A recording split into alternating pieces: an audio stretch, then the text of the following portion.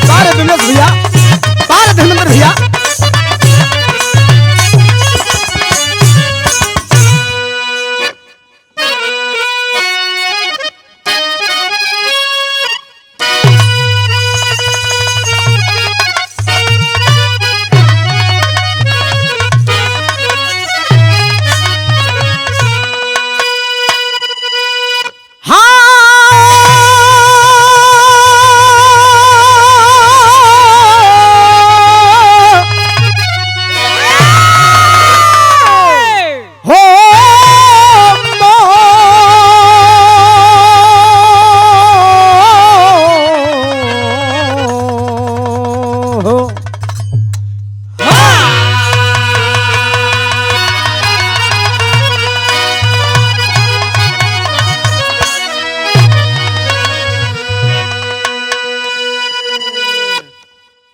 सबसे पहले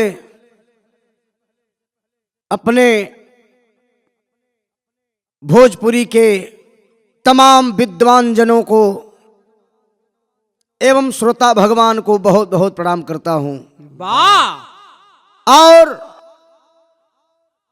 हमारे आदरणीय परम पूजनीय श्री वीरेंद्र यादव जी, आपके देख रेख में किरण म्यूजिक के ओर से बड़ा ही दर्दनाक, जो अभी हाल ही में घटना घटित हुई, इस घटना को विरहा के रूप में आपके बीच में मैं दर्शन गांधी पूरी टीम के साथ रखना चाहता हूं। आइए 4 लाइन भूमिका का संकेत हो मास्टर। वाह।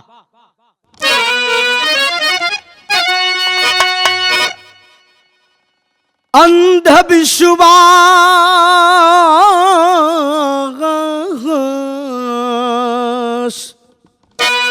वाह वाह वाह। अंधविश्वास पाखंड में मेरा भारत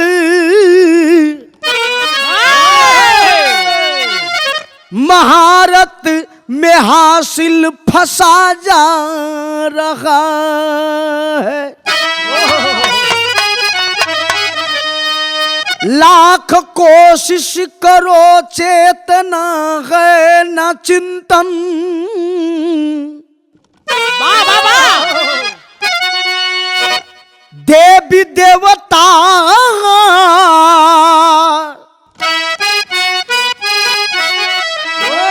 में हरदम धसा जा रहा है।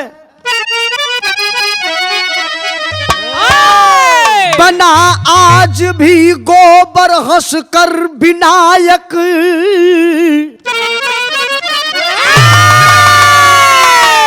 जिनकी पूजा मनुवादी कराते रहे।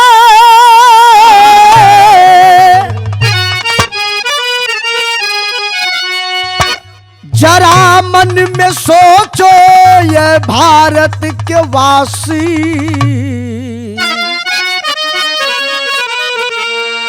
तेरे धन से धर्म को चलाते रहे।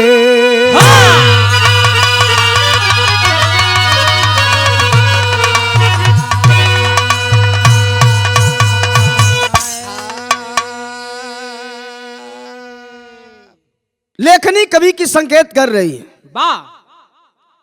अंधविश्वास पाखंड में मेरा भारत महारत में हासिल फंसा जा रहा है। लाख कोशिश करो चेतना है न चिंतन, देवी देवता में हरदम फंसा जा रहा है। आज जिस धरती पे, जिस भारत को पूरे विश्व में शांति का संदेश देकर के मानवता का पाठ पढ़ाने का काम किए, वैज्ञानिक दृष्टिकोण दर्शाते हुए भारत को विश्व गुरु का दर्जा देने का काम हमारे तथागत गौतम बुद्ध जी ने किया। लेकिन आज उन महापुरुषों के कुर्बानी को उनके बलिदान को, उनके त्याग को आज व्यर्थ साबित लोग कर रहे हैं। और व्यर्थ साबित करने वाले कोई और नहीं, हम ही हैं, पढ़े लिखे बाबा आज अनपढ़ बने हुए हैं। वाह तो सोचने की बात है। आइए चलते हैं, एक लाइन गजल हो। क्या गजल है भैया बिरहा में? आई।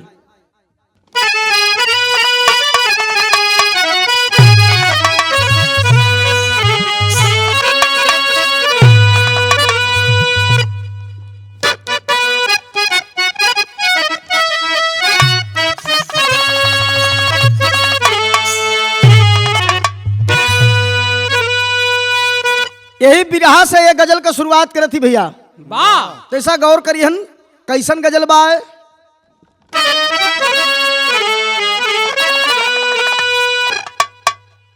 हो हो हो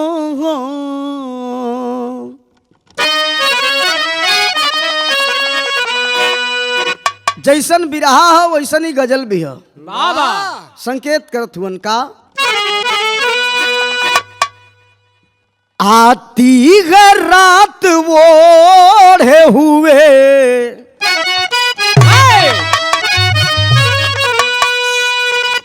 अरे आती है रात ओढ़े हुए दर्द का कफन,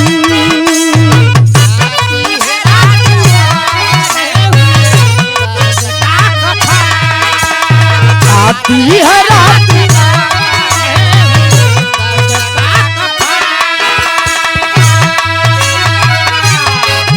अरे जालिम तेरी निगाह से जलता हुआ चमन,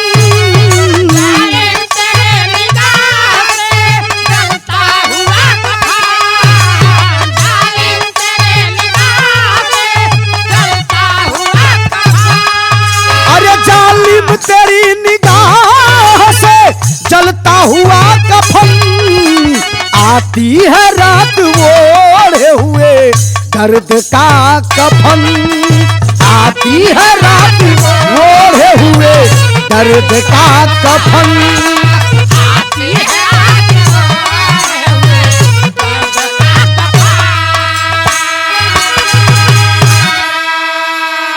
ई तरह बिरहा में गजल, लेकिन कवि जी भाव लिखलन, बड़ा सुंदर लाइन हो। का लाइन है भैया? अमर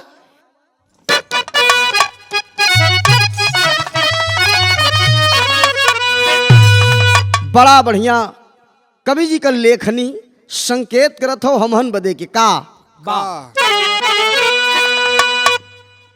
मुक्ति न मिलने वाली,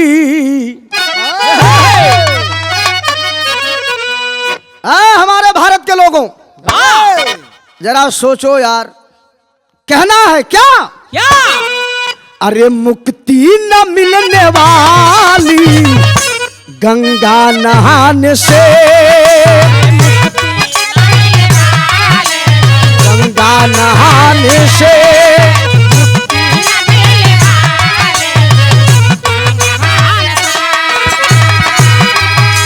जलचर अमर हो जाते दुनिया में आने से,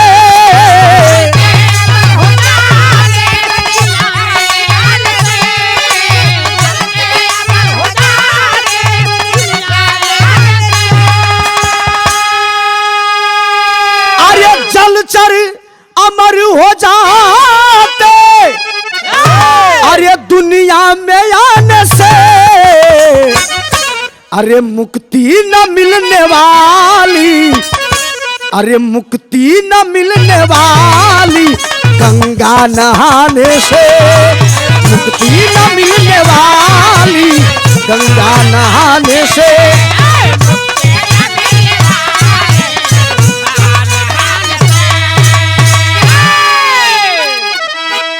मुक्ति न मिलने वाली गंगा नहाने से, जलचर अमर हो जाते दुनिया में आने से। गंगा में नहिले से अगर मुक्ति मिलत तो झूठा आदमी घरे नहालन। पनिया में घर द्वार बनाए के वही में मुक्ति बनावल जात। हाय, हाय। वाह लेकिन ऐसन कोनो बात नहीं हो भैया हो, ये अपन अपन आस्था हो, वाह लेकिन आस्था भी उतना रहे जितना काम चल जाए। वाह एकदम आस्था में ऐसन मत पगला जा कि पूरा जीवनिया खराब हो जाए। हाय हाय हाय यही इतना से कबीर जी नजम में लिखलन, का लिखलन भैया अबा,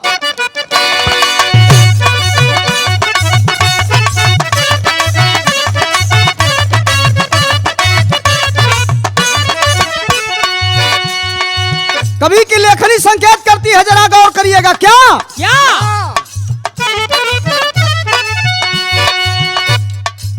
हाबी मनुवाद हुआ अपने अखंड बुद्धि से,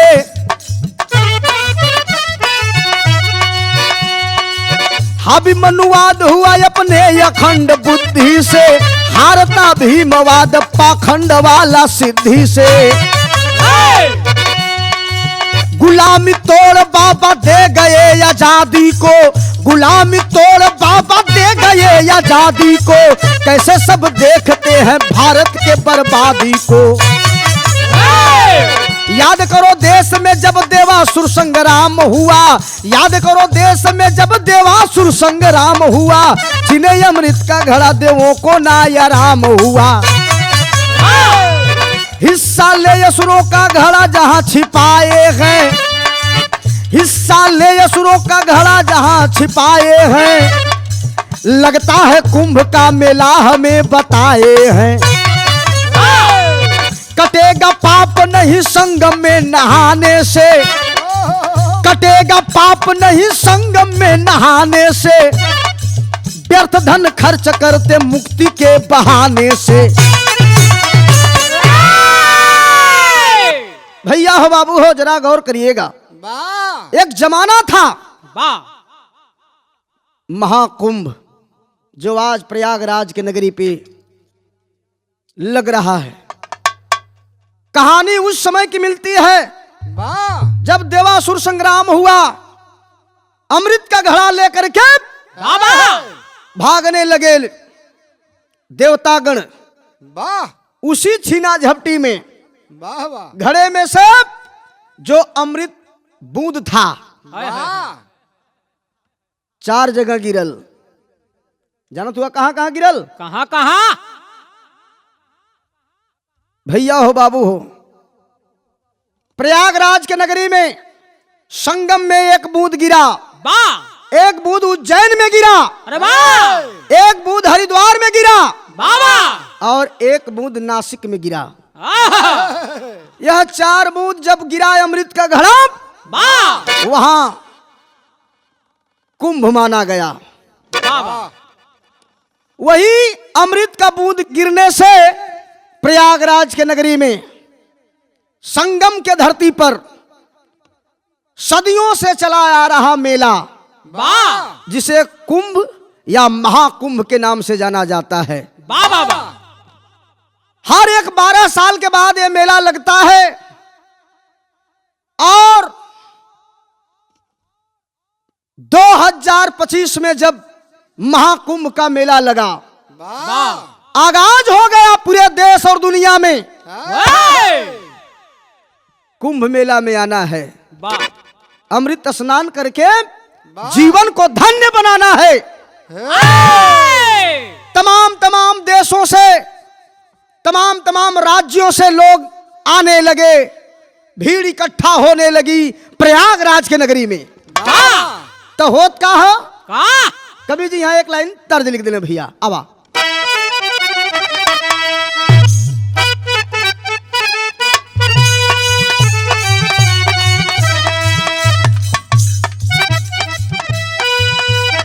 तर्ज हुए है बा, वाह कौनो दुल्हन अपने दुल्हा के समझावत रहल, कहलस कि सुना, इतना जल्दी जल्दी फोन मत करा, हम खाली न है। वाह कहले बेका कहलस, कहलस कि ये हमारे सोनावा अरे करा जनी फोनावा,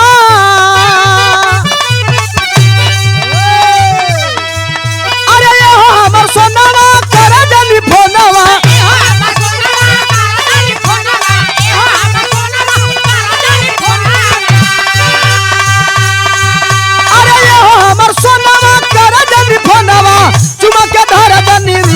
एहो जन भूखल बानी, एहो जन भूखल बानी, आज हम पीड़िया बरात एहो जन भूखल बानी।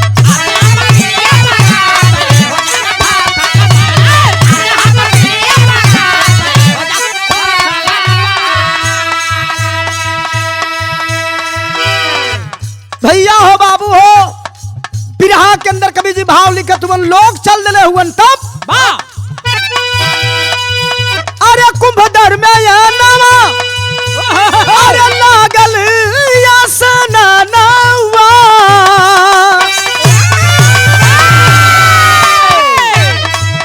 अरे कुंभ में या नवा लागल सनानवा,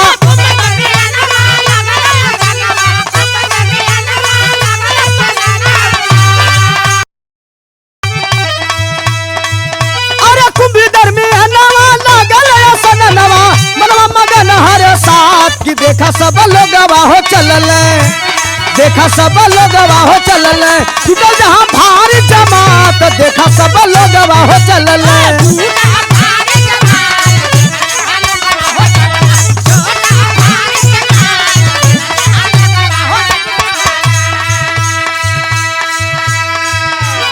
बहुत भारी तादाद में लोग संगम नगरी में प्रयागराज के धरती पर उतरने लगे, आने लगे, भीड़ बढ़े लगल तब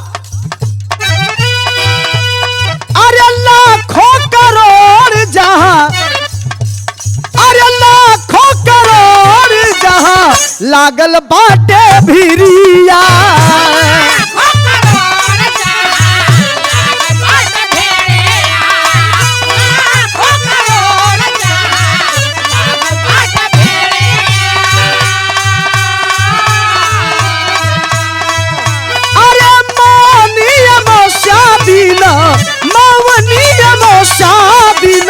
बुधवार घरिया,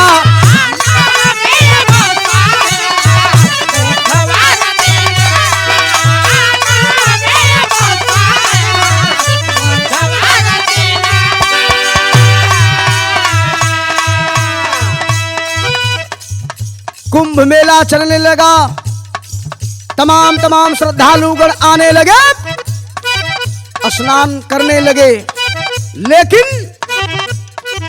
मौनी अमावस्या का जो दिन था क्या कोई जानता था बाबू कि किसी के जीवन में खुशी होगी मौनी अमावस्या का स्नान करने से, अमृत स्नान करने से? क्या किसी को पता था कि किसी के जीवन में दुखों का पहाड़ टूटेगा? भयल का अरे 1:30 बजे दिनवा का सुन बयनवा,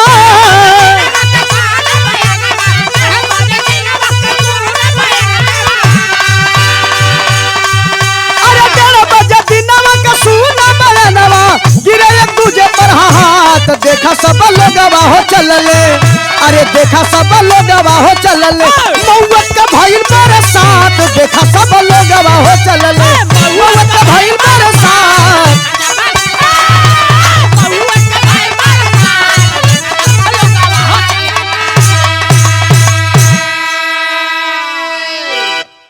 मौनी अमावस्या के दिन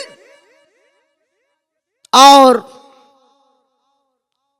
29 जनवरी 2025 आए हुए करोड़ों में तमाम श्रद्धालुओं वह दिन काला दिन बनकर के आया, और न जाने कितनी दुनिया को उजाड़ दिया।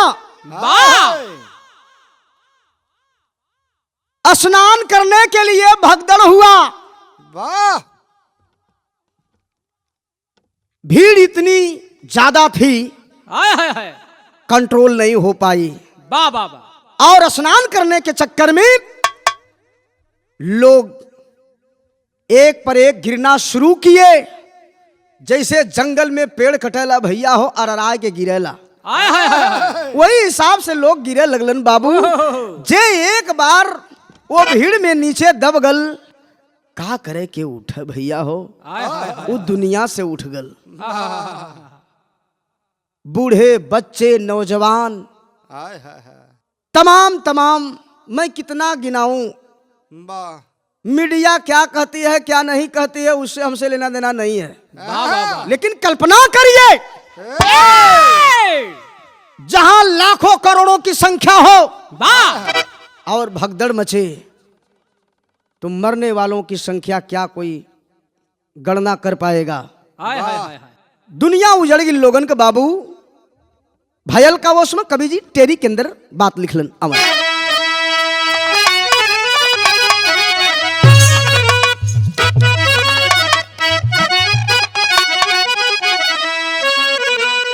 जल में ही शव समाधि ले लिया, अरे जल में ही शव समाधि हो,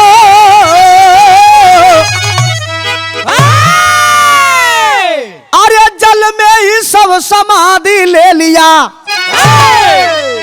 निकल कर खुशी कयामत मौत का सेहरा बाधी बाधी बाधी बाधी बाधी।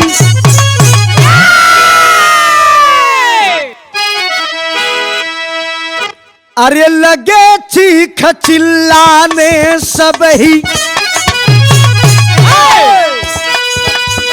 लगे चीख चिल्लाने सब ही,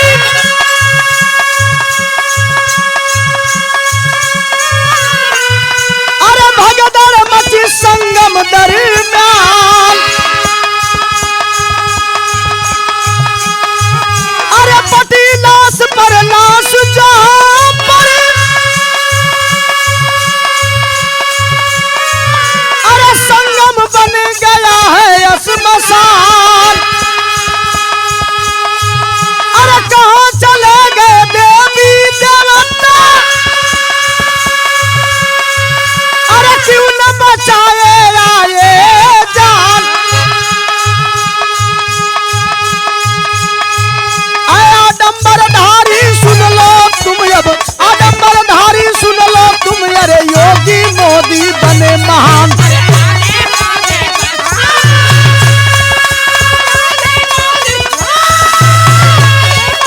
बने महान बाबू, योगी मोदी बने महान।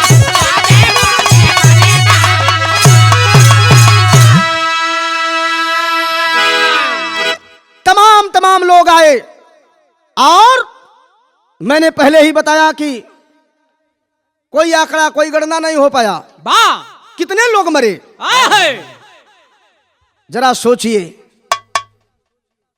कहां चले गए देवी देवता, बाबा क्यों नहीं वो आए जान बचाने के लिए। आय हाय हाय हाय आना चाहिए, जान बचाना चाहिए, लेकिन नहीं आए। वाह दुनिया जकर उजड़ गई ओकरे घरे से पूछा, लेकिन का पूछबा वोहू से जब वो पगलैले बात। जब हम पढ़ लिख करके भी मूर्ख बने हैं, हमको तो तर्क करना चाहिए। इसीलिए हमारे महापुरुषों ने कहा वाह कि किसी की लिखी हुई बात को मत मानना, किसी से सुनी हुई बात को मत मानना, स्वयं की देखी हुई बात को भी मत मानना। वाह जो तुम्हारे तर्क के कसौटी पे कसने पे जो बात सही उतरती हो उसी को मान लेना, लेकिन तर्क जरूर करना। वाह लेकिन धन्य है हमारे भारत के लोग, किसी बात पे तर्क नहीं करते। सुन लिए बस, जान गए और मानना शुरू कर दिए। बाबा तर्क करना नहीं चाहते लोग। तो ऐ हमारे भारत के लोगों, जरा तर्कवान बनो, बुद्धिमान बनो, सोचो। वाह जो आज इतने लोग हताहत हुए, क्यों नहीं हमारे बड़े देवी देवता आकर के उनके जान को बचाने का काम किए। बाबा जो बड़े बड़े धर्म के ठेकेदार बन करके बैठे हैं, बड़े बड़े पुजारी और पांडा, बड़े बड़े प्रवचनकर्ता लोग बने हुए हैं, बैठे हुए हैं। वाह क्यों नहीं आकर के भीड़ को कंट्रोल किए, लोगों को बचाए, सबको सही सलामत घर पहुंचाए? क्या ऐसा हुआ? नहीं न हुआ। तो फिर हम क्यों अपने जान को गंवाने के लिए ये आडंबरवाद में, पाखंडवाद में पड़ करके अपने आने वाली पीढ़ी को गुलाम बनाते हैं? वाह अगर तुम्हें अपने आने वाली पीढ़ी को स्वतंत्र देखना है तो आपको शिक्षित बनना होगा, तभी जाकर के आने वाला कल तुम्हारा अच्छा होगा। वाह आइए, भयल का भैया चीख पुकार एकदम चारों तरफ अफरा तफरी। बाबा लोग बिलबिलात हुवन भैया, कोई अपन माई खोजत है, कोई अपन बाबू खोजत है, कोई अपन अपन लड़का खोजत बा, सब परेशान हो। वाह खाली उस नगरी में आंसुओं की धारा और चीख पुकार दिखाई दे रही है हाय हाय हाय और सुनाई दे रही है। ओहो अब दोषी क्या है? कवि जी लिखत हुवन, भाव लगल मास्टर आवा। वाह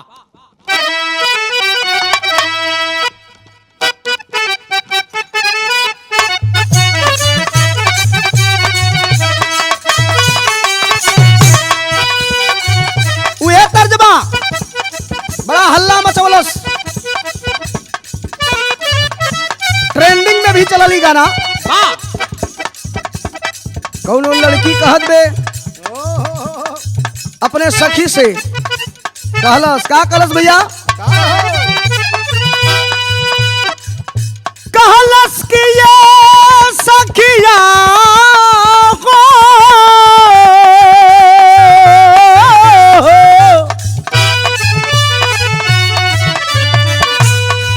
ये सखिया रे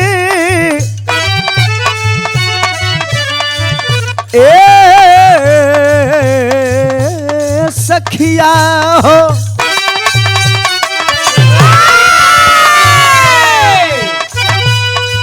अरे हम बानी सतारा,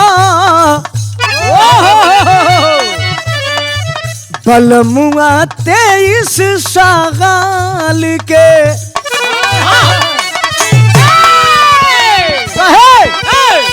हम बानी सतारा, बलमुआ 23 साल के।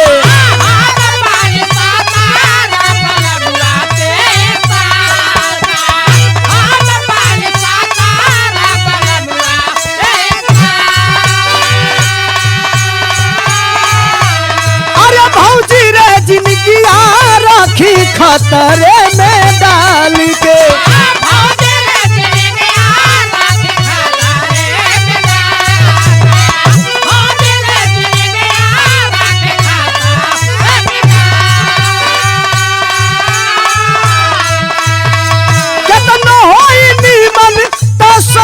बेनू करी केतना होई निमन तसुतई बेनू करी, ये तना फरक बाहु मरिया में कमरिया ता दुखई बेनू करी।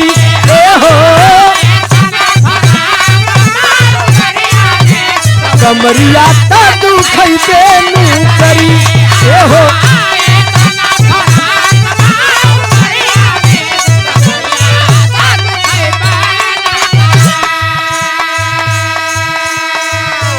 इतना बड़ा हादसा हो गया कुंभ मेला में, लेकिन अब दोष किसका है?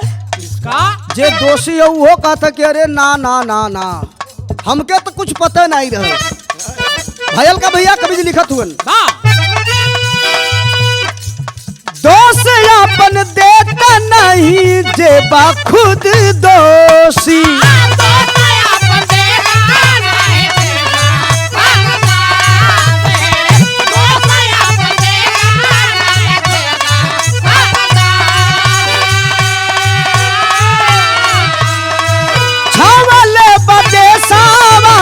बहुत खामोशी,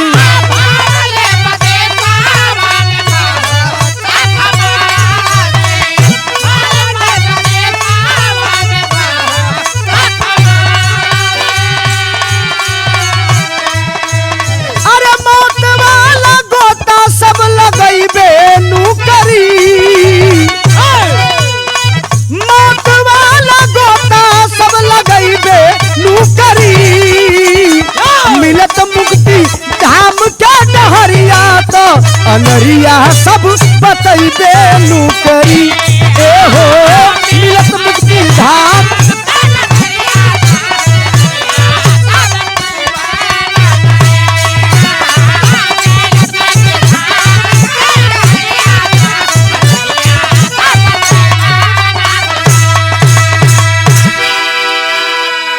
वाह बारे भैया मिलत मुक्ति धाम के डहरिया त अनरिया सब बतैबे नु करी। मुक्ति का धाम पावे बदे के लोग वाह जाए के महाकुंभ में स्नान करत हुवन हाय हाय हाय हाय कि मुक्ति मिल जाई। वाह लेकिन वाह असली मुक्ति अगर पावे के हो तो ए भैया हो माई बाबू गौ का सेवा कैदा वाह वह असली मुक्ति है। वाह वाह कितनो नहीं बा कुंभ में जाके चाहे महाकुंभ में, वाह लेकिन अगर माई बाबू घरे रोवत हुवन बिलखत हुवन वृद्धा आश्रम में छोड़ दिले हुआ हाँ, तो वो जाके गंगा सागर भी नहीं बा तब वो कल्याण होए वाला नहीं हो। वाह इसलिए जरा गौर करना होगा। वो समय का दृश्य कवि लिखत हुवन कलम से चारों तरफ जैसे लाश का बिछौना लगल हो। हाय हाय हाय हाय देख ले हो भाई आप लोग वाह। सोशल मीडिया आजकल तेजी से वायरल करत बा। लाश का जैसा बिछौना लगल हो हाँ, वहां का दृश्य कवि जी लिखत हुवन अंतरा में का कलन भैया आवा।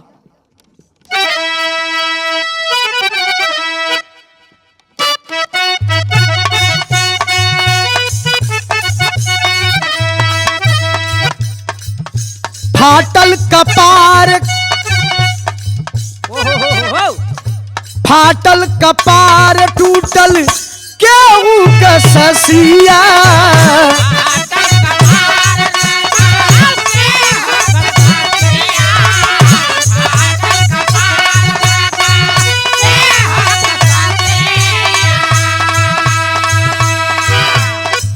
पता नहीं चलल कितना पता नहीं चलल कितना मालवा में लसिया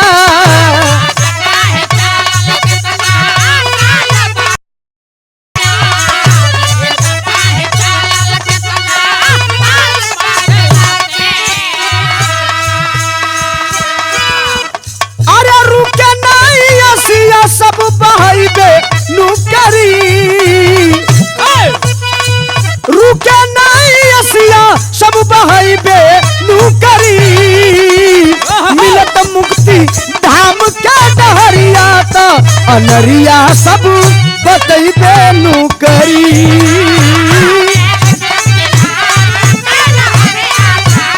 अनरिया सब क्या बात है कहो।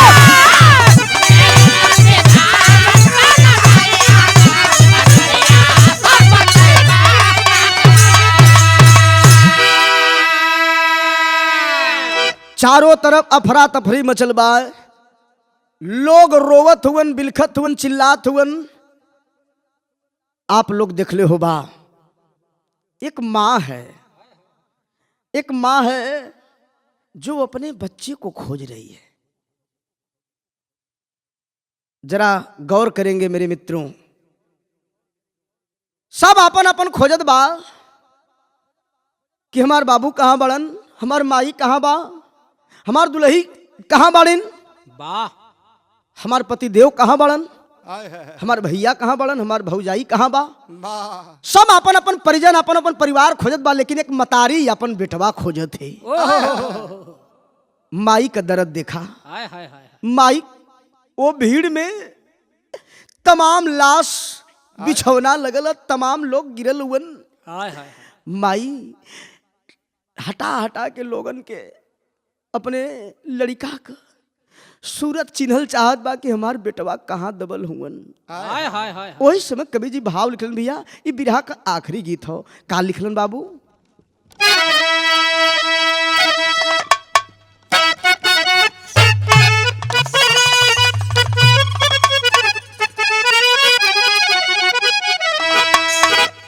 तर्ज से बढ़िया कवि जी भाव लिखलन। हाय हाय हाय वहां का दृश्य देखे, वाह माई माई का जवन हृदय है भैया हो,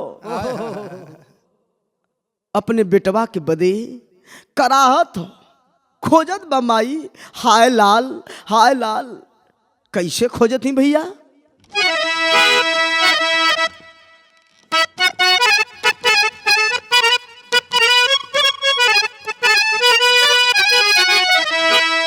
ओ हो अरविंद प्रधान जी तैसा गौर करिहन, कितना दर्दनाक भाव है।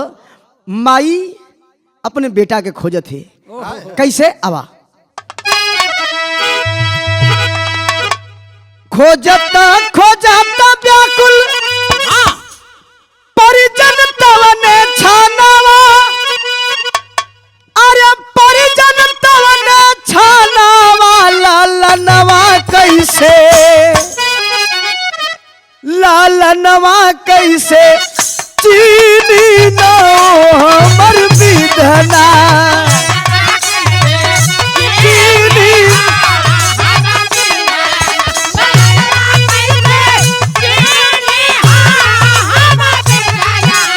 लालनवा कैसे चीनी हो हमर विधना, लालनवा कैसे चीनी हो हमर विधना।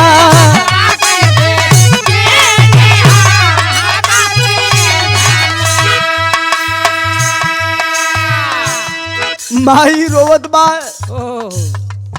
बगली बौरहिया के भेष बना के कहीं मीडिया वालन से तो कहीं प्रशासन से गुहार करते हो, भैया बाबू हमरे बेटवा के खोल दाजा, हमरे लाल के खोल दाजा बाबू।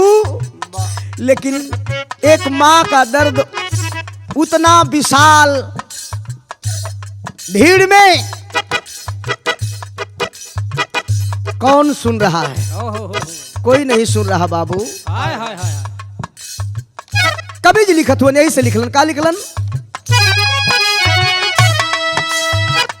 खोजता खोजता व्याकुल भैला परिजन तवने छानावा, अरे परिजन तवने छानावा, लालनवा कैसे लालनवा कैसे चीनी हो हमर विधना,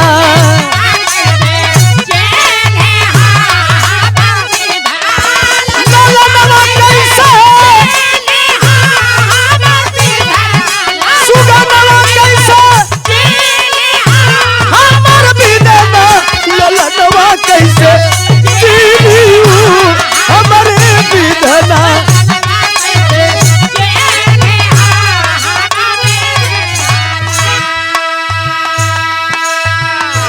लेकिन भैया हो बाबू हो, माँ बिलख रही है, रो रही है, कोई फरियाद सुनने वाला नहीं है। वाह भयल का उसमें हाय हाय हाय छत्तीसगढ़ बिहार केहू आयल राजस्थान से,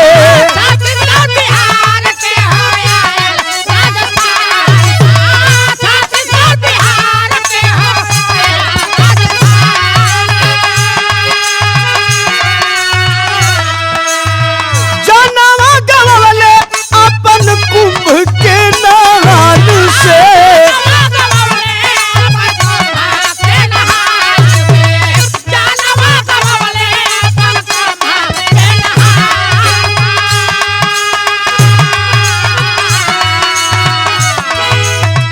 देला ना प्रशासन यहाँ पर,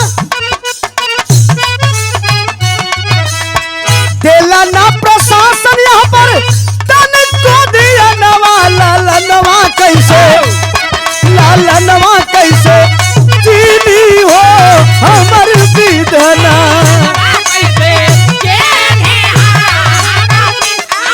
लालनवा कैसे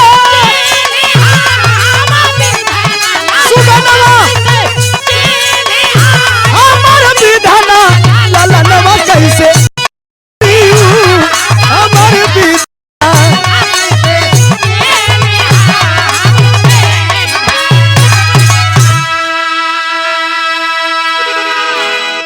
माँ का रो रो कर बुरा हाल हो गया, हाय हाय हाय हाय। लेकिन कोई सुनने वाला नहीं मिला बाबू उसके फरियाद को। बेटा कहाँ है, कैसे है, मर गया कि जीवित है, कोई अता पता नहीं है।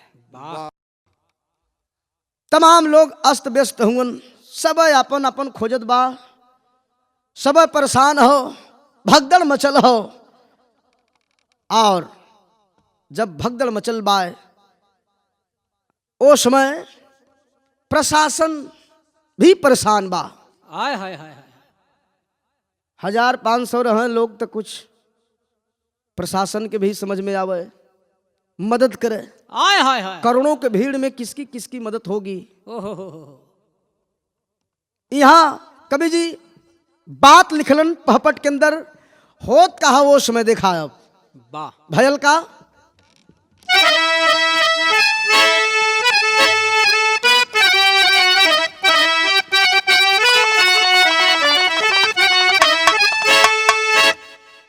लगल बताता नर नारिन करेला कुंभ के मेला में, राह निहार जेकर घरे हाय हाय हाय हाय। गदेला कुंभ के मेला में। हाय हाय। बाबू हो घरे कभी बेटवा पतो माई बाबू जे जेकर जवन परिजन बाय, वाह राह लोग निहारत हुअन कि माई गई नहीं स्नान करे बदे के समय से आ जइहन, बाबू गल हुअन आ जइहन। सब अपने अपने परिजन का राह निहारत बा, लेकिन के का मालूम बा भैया। हाय हाय। वाह होत कहा भैया उसमें का हुआ मौन प्रशासन तब, रखल लाश छिपाई हो, हाय हाय। नहीं बतावे सही आंकड़ा, मौत का घबराई हो।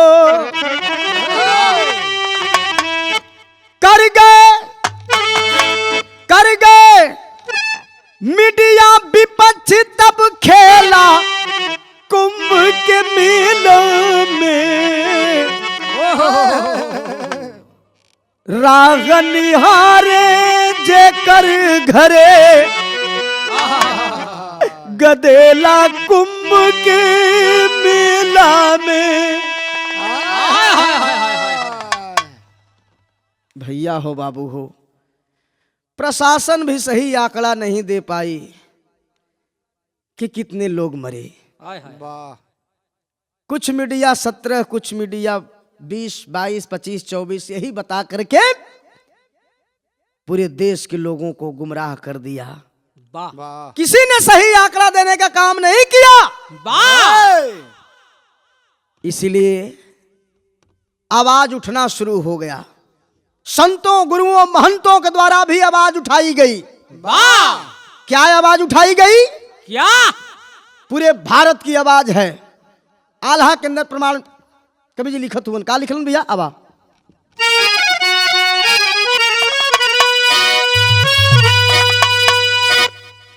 छवले बमातम पूरा,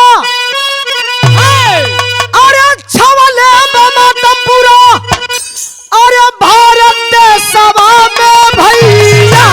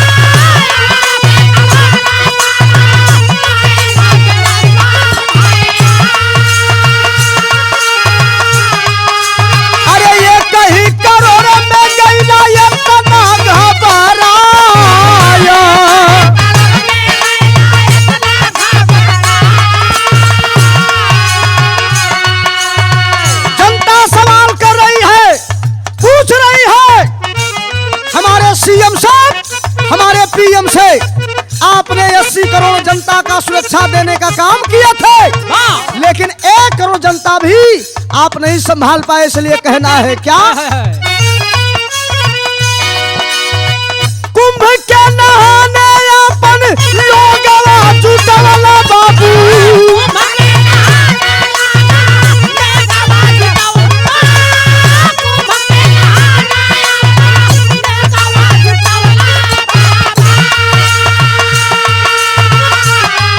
अरे हिंदू राष्ट्र एकता के ज्योतिया जलाया,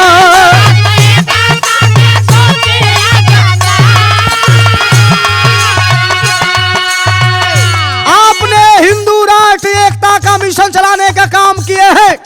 भारत को हिंदू राष्ट्र बनाने का काम और कारवां आपने चलाया है। लेकिन जरा गौर करिए, जो आज आपके आदेशानुसार आए हुए लोग कुंभ में जो हताहत हुए, जो इस दुनिया को छोड़कर चले गए, उनको अगर मुआवजा देने की बात होगी तो मुआवजा कहां से मिलेगा? 1 होता, 2 होता, 4 होता तो मुआवजा दिया जाता, लेकिन आज इतनी संख्या में लाशों पे लाश बिछी है। किसको किसको आप मुआवजा देंगे, कहां से देंगे? सवाल है भारत के लोगों का। क्या सवाल है बाबू?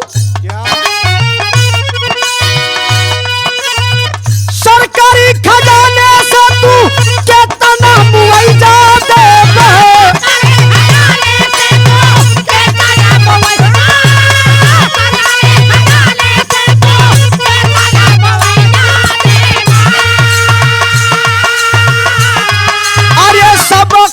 किसानन पर, सब खर्च किसानन पर देबा हो गिराया।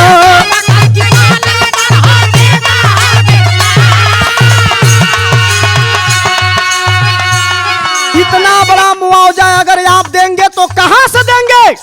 अगर देंगे, अगर दे देंगे भी तो हमको तो यही लगता है, पूरे भारत वासियों को यही लगता है कि सारा खर्च किसानों के ऊपर आप थोप देंगे।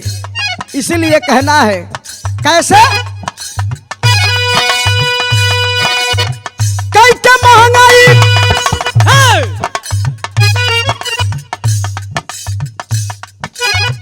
कैसे महंगाई सबसे मान के देश में भैया,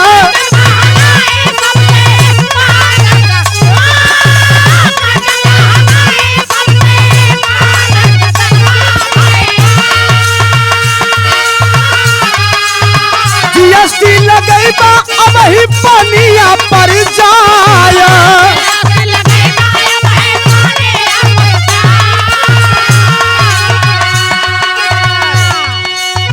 जीएसटी लगा करके, महंगाई कर करके किसानों के ऊपर पूरा खर्च थोप करके आप मुआवजा दे देंगे, लेकिन जकरे घरे का दुनिया उजड़ गल, जेकर जान चल गयल, ओके चाहे 5 लाख नहीं 20 लाख दाओ, ओसे कोनो फर्क पड़े वाला नहीं बा। रुपया से जान का कोनो मोल नहीं है।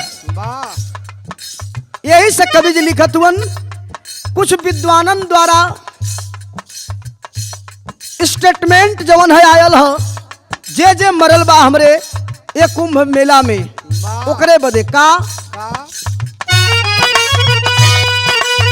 सुनिला स्टेटमेंट बागेश्वर के सब ही भैया।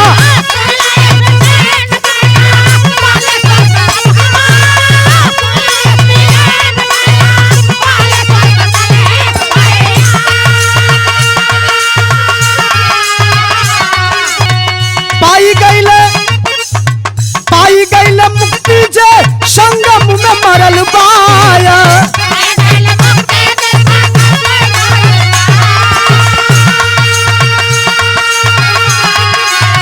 ढोल के बढ़ावा देता, ढोल के बढ़ावा देता अब ही बागेश्वर भैया।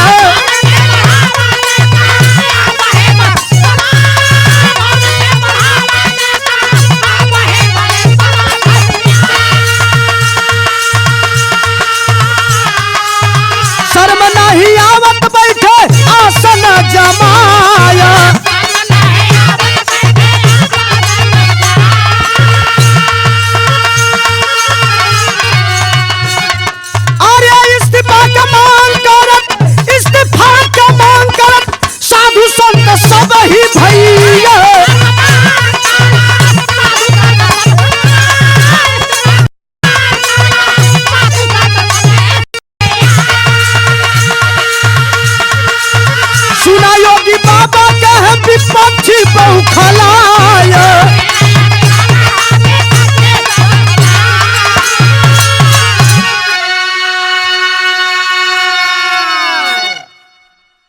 बागेश्वर धाम से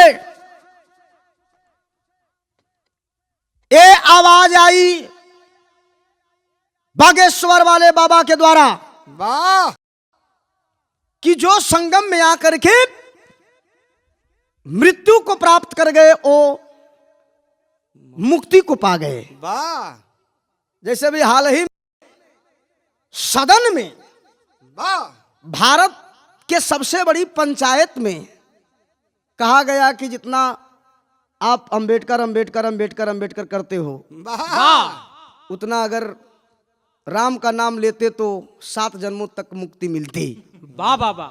आज वो मुक्ति देने वाले लोग मुक्ति दे रहे हैं। हाय हाय हाय हाय। महाकुंभ में बुला करके सबको तारन तार कर रहे हैं, वाह। सीधा स्वर्ग की प्राप्ति करा रहे हैं। हाय हाय हाय हाय। जो कह रहे हैं वही हो रहा है। वाह। तो ठीक है, हम अपने इस विधा के माध्यम से किसी को ठेस पहुंचाना नहीं चाहते हैं, लेकिन वाह जो सच्चाई है एक बात आपके बीच में रखना चाहूंगा। वाह वाह। जो कुंभ के मेले में भूल गए, बिछड़ गए या भगदड़ में मर गए, हाय हाय हाय। उनकी डेड बॉडी नहीं मिल रही है, वाह। तो पर्चे वाले बाबा से हम कहेंगे कृपया पर्चा निकाल करके जो हताहत हुए हैं लोग, कम से कम उनकी मरी हुई बॉडी तो का काम कर दें आप। वाह वाह वाह। आपकी अति कृपा होगी। वाह और जो पत्थर में प्राण डालने वाले जो विद्वान हैं, हाय। उनसे भी निवेदन है वाह।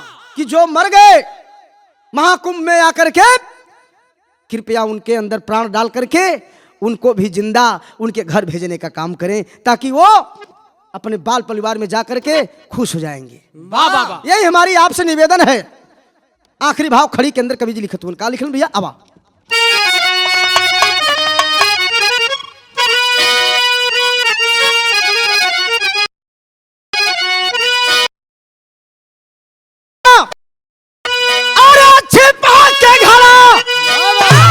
अमृत का सुखवा पावा बाबूजी,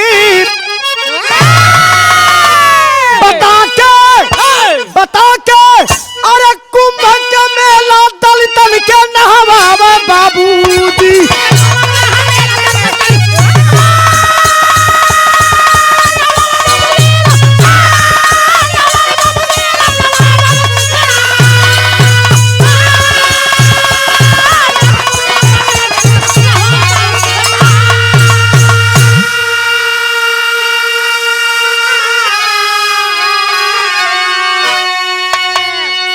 छिपा के घड़ा अमृत का सुखवा पावे बाबूजी। वाह। अब बता के कुंभ के मेला दलितन के नहवावे बाबूजी। वाह वाह। ये जितना बड़ा हमारी सोई हुई समाज बा सब जा करके वही इतना डुबकी लगावत है और डुबकी लगावत लगावत डूबू जाते तो सुधरा के पड़ी।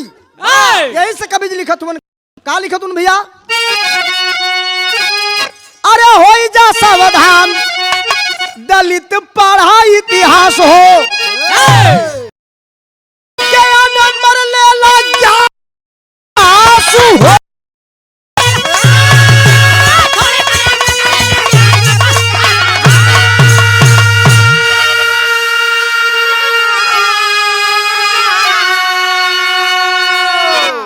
आस भरम में पढ़ के त्रास मिटावा बाबूजी, बना के बता के कुंभ का मेला दलितन के नहवावे बाबूजी। भैया हो जा सावधान दलित पढ़ा इतिहास हो। इसीलिए हमारे महापुरुषों ने कहा और परम पूज्य डॉक्टर बी आर अम्बेडकर बाबा साहब जी ने कहा कि जो कौम अपना इतिहास नहीं जानती कभी इतिहास नहीं बना पाएगी। तो हमको सबसे पहले अपने इतिहास को पढ़ना होगा, तब जाकर के हम आज पाखंडवाद अंधविश्वास से रहित होंगे, मुक्ति पाएंगे। हमको मुक्ति अगर पानी है तो इससे पानी है। इसीलिए कहा गया क्या, अरे कुंभ में छिपल दलितन के हिस्सेदारी, पिछड़ी अल्पसंख्यक जेकर संख्या बाटे भारी, पूजा ध्यान के मनुवादी पाठ पढ़ावे बाबूजी। बता के अरे कुंभ के मेला दलितन के नहवावे बाबूजी।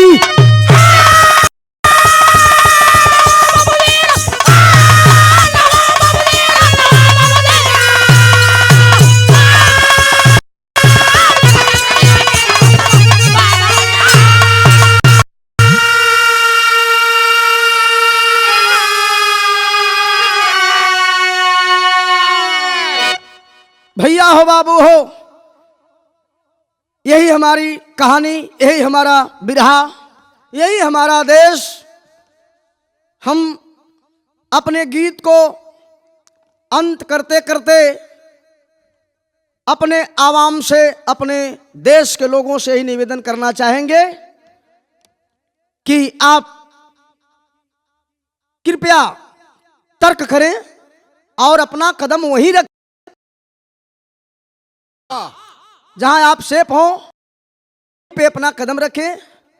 नहीं तो ये जिंदगी जो मिली है फिर दोबारा मिलने वाली नहीं है। आइए आखिरी भाव।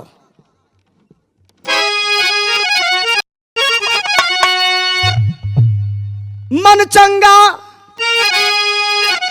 करी है गंगा, कह गए